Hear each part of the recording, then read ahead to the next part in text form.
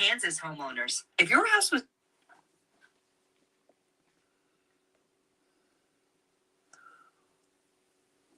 Man, welcome guys. Hey man, it's pretty somber day in the world of pro wrestling. I man, I don't know how to convey this other than I just go like this. As you guys can tell and see, uh, the world of professional wrestling has lost another one, right? As Terry Brunk, known as SABU, right, has passed away. I apologize, guys. I got the wrong name. In the thing I in the ticker, I had gotten the last name wrong, and I apologize. It's Brunk, Brunk. Um, let me refix that. Let me redo that, guys. I really want to do it the right way. Let's redo that. I really.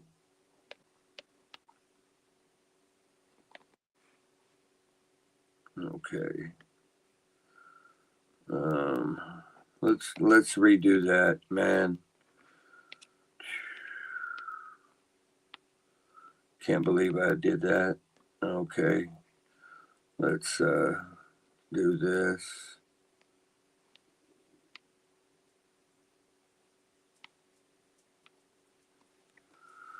Okay, guys. Try one more time.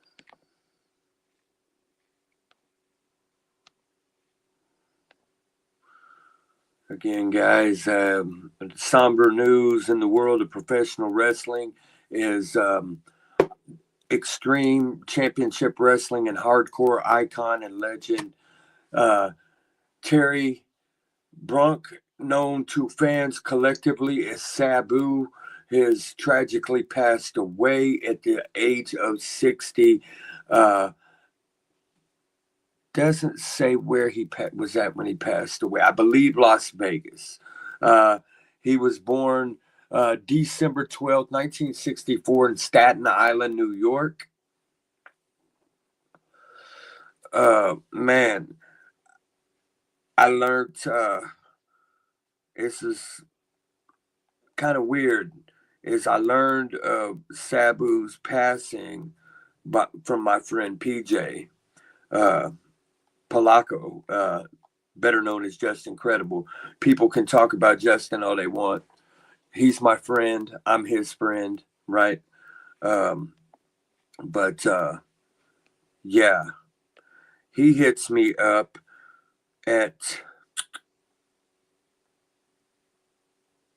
about noon and told me about Sabu passing away. And then Justin called me on the phone and we talked for a little while. We had been in talks and works of doing a ECW expose kind of story podcast. Like everybody's heard, the Heymans, the Dreamers, the Tazes, the Dudleys.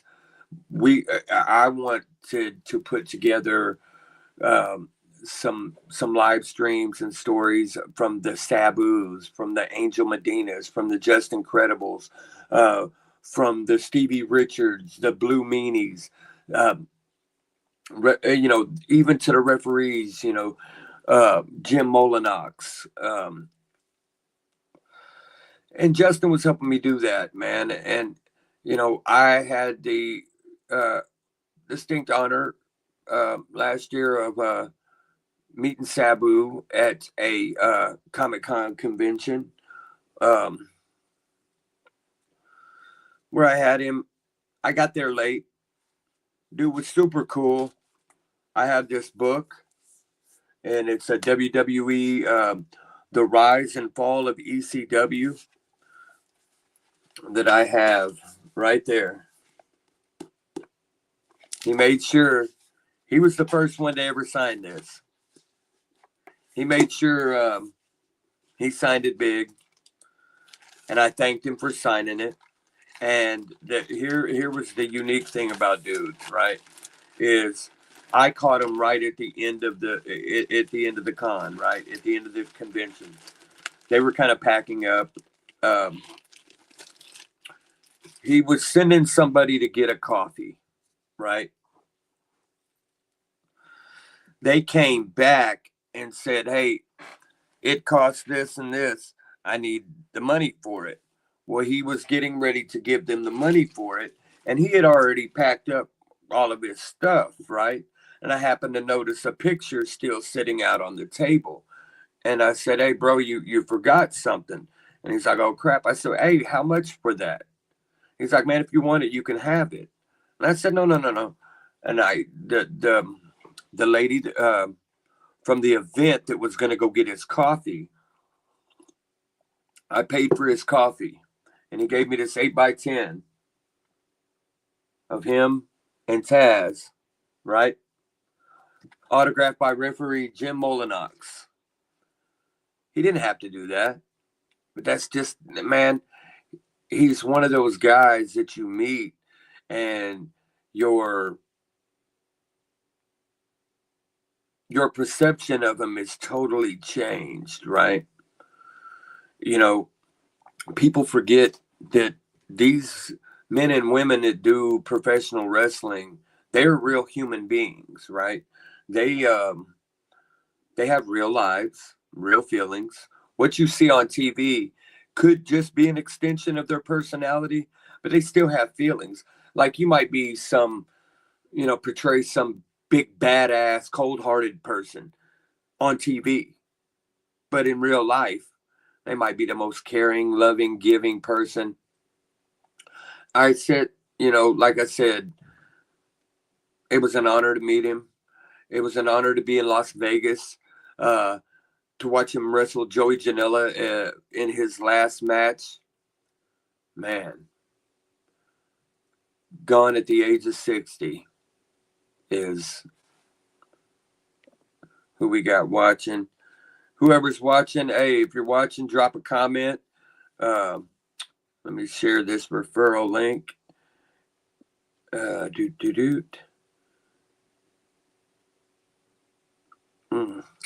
But let's go over his. I'm gonna go over his. We're gonna go over some career highlights real quick. Some of the memorable things I remember. One of my first, actually, back in the day, and this is back before social media, YouTube, networks, and live streaming like that.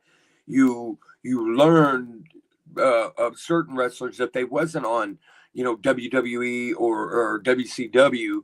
Uh, you learn through the wrestling magazines, Pro Wrestling Illustrated, Inside Wrestling, things of that nature. And so Sabu had already had somewhat of a cult following, in the magazines, by the time he got to Eastern Championship Wrestling. So you want to talk about like pillars and ECW originals. Sabu is one of those, have to be in that conversation. He debuted in Eastern Championship Wrestling in October 93 as a villain at NWA Bloodfest against the Tasmaniac. Now, that's the last time I'm going to refer to Taz as the Tasmaniac, right? If you remember the early Taz character, Taz was like the jungle and all the fringes. I think he even still had hair. Right? Anyway, let's see. They're going over his. And he's also revealed that it was not Paul Heyman that brought him to Eastern Championship Wrestling rather than Todd Gordon, right? But let's see. Okay. I'm trying to find a timeline here. Okay. So Sabu quickly would quickly rise to main event status upon his debut. In his second match in the promotion, he defeated Shane Douglas, the franchise, for the ECW Heavyweight Championship. He made his first successful title defense against Taz, which aired on November 30th episode of Hardcore TV, which you could go find on the WWE Network. He headlined the inaugural November to Remember by teaming with Road Warrior Hawk in a title versus title Dream Partner tag match against Terry Funk and King Kong Bundy, with Sabu's ECW title and Funk's ECW television title on the line. Sabu would pin Funk to win the TV title after King Kong Bundy turned on Funk. As a result, Sabu became a double champion. Rivalry between Sabu and Funk intensified as Sabu lost the heavyweight title to Funk at Holiday Hell. Let's see.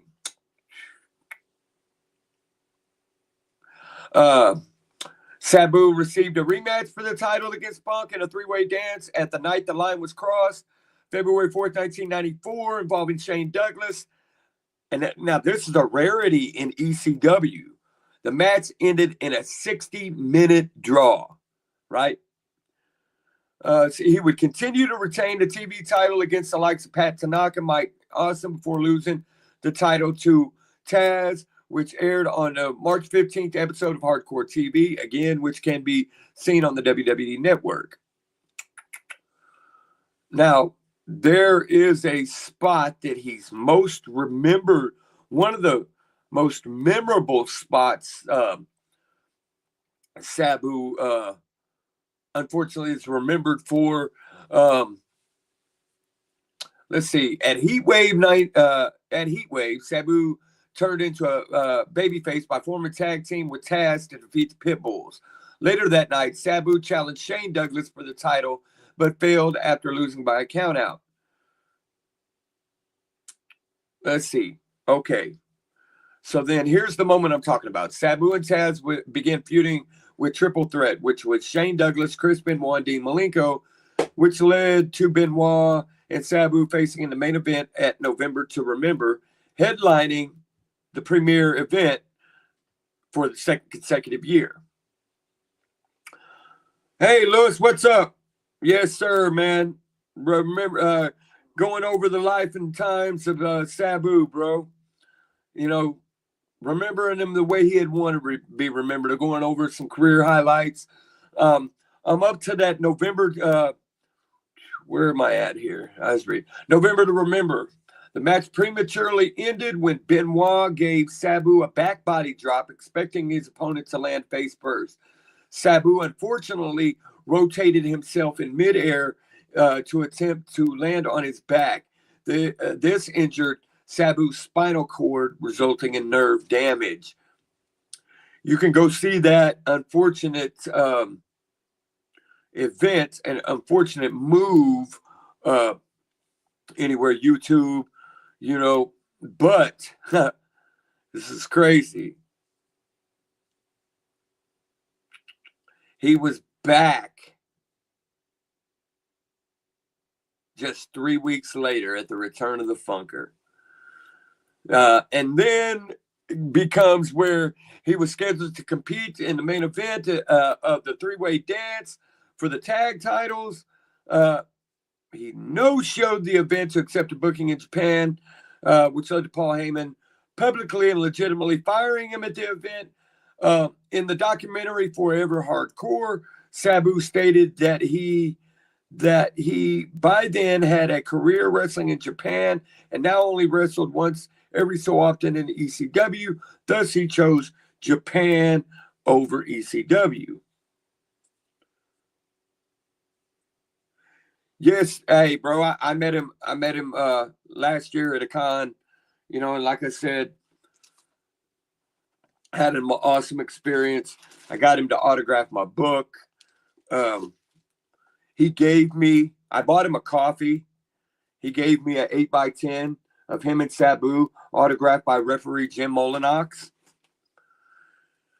Anyway, he goes on to New Japan in '95, teaming with Masahiro Chono to defeat Junji Hirata and Tatsumi Fujinami. Going on to win multiple world titles.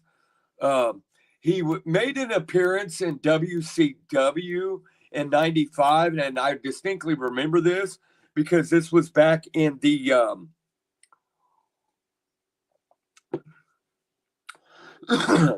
infancy days of Monday Nitro. Matter of fact, I think this was September 5th, '95, I think was the second episode of Monday Nitro, right? He won a match against Alex Wright. Match was reversed. He put Wright through a table. He wrestled the cruiserweights in the early days, including Mr. JL at Halloween Havoc, who was, Jushin Thunder Liger. In his last match in WCW, his uncle, the Sheik, the original Sheik, Wayne Farhat, shot Jushin Liger with a trademark fireball in his face.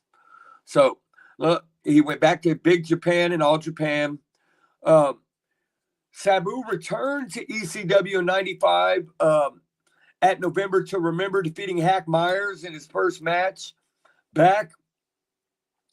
He embarked on a winning streak against the likes of Cactus Jack, Stevie Richards, Mr. Hughes, and Too Cold Scorpio for Too Cold Scorpio's TV title. Matches ended in 20 time limit draws.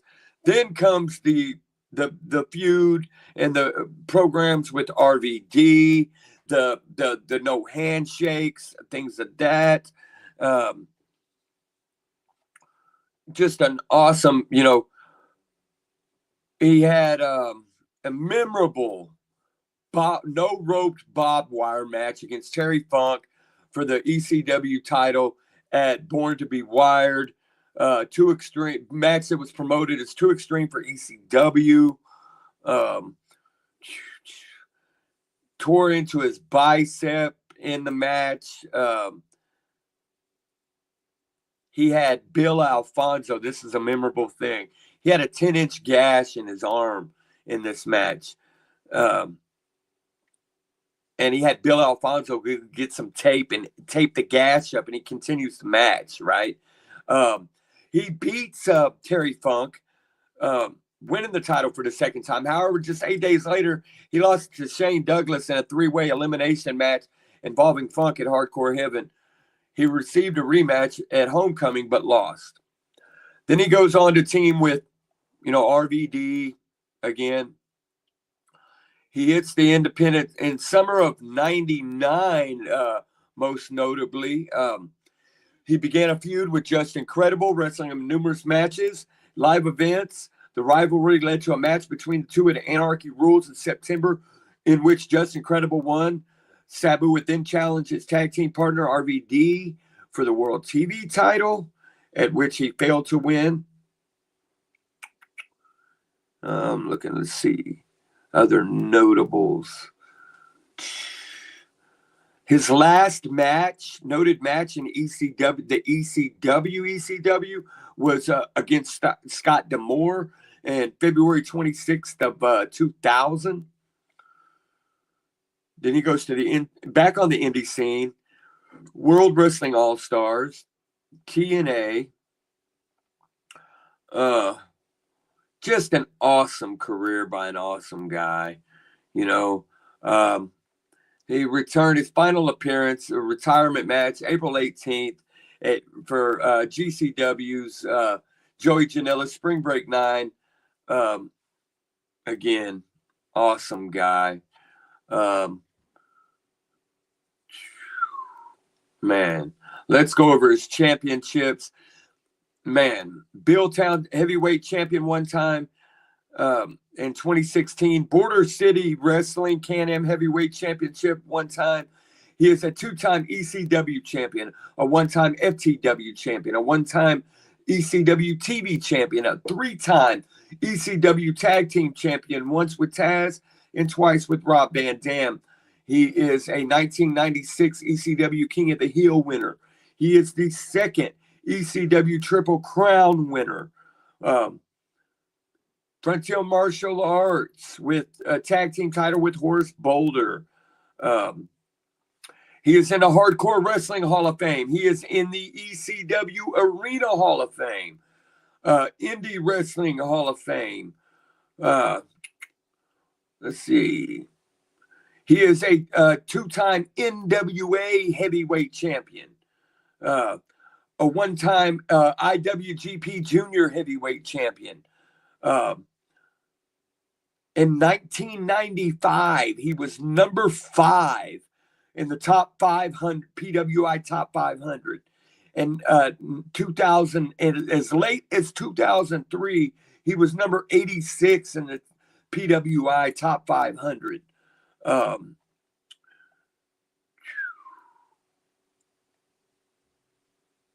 He had the 2005 match of the year in a barbed wire massacre match with Abyss in TNA.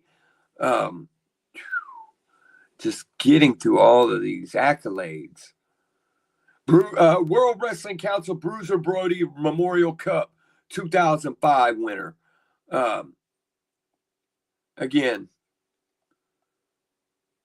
gone at the age of 60, wrestler SABU. My heart and prayers go out to, and condolences go out to his family, go out to anybody that worked with him, interacted with him. They called him a brother. He was a class act. He did things his way. He didn't change his style for nobody. Again, Terry Brunk, better known as SABU, gone at the age of 60. Sir, I only met you one time, and you were an awesome guy. May your soul ride on. Your legacy live forever. You touched the hearts of many. Now it's time to rest. Again, my deepest condolences to your family. I'm going to leave you guys with one last 10-bell salute. SABU, we'll see you up there, buddy.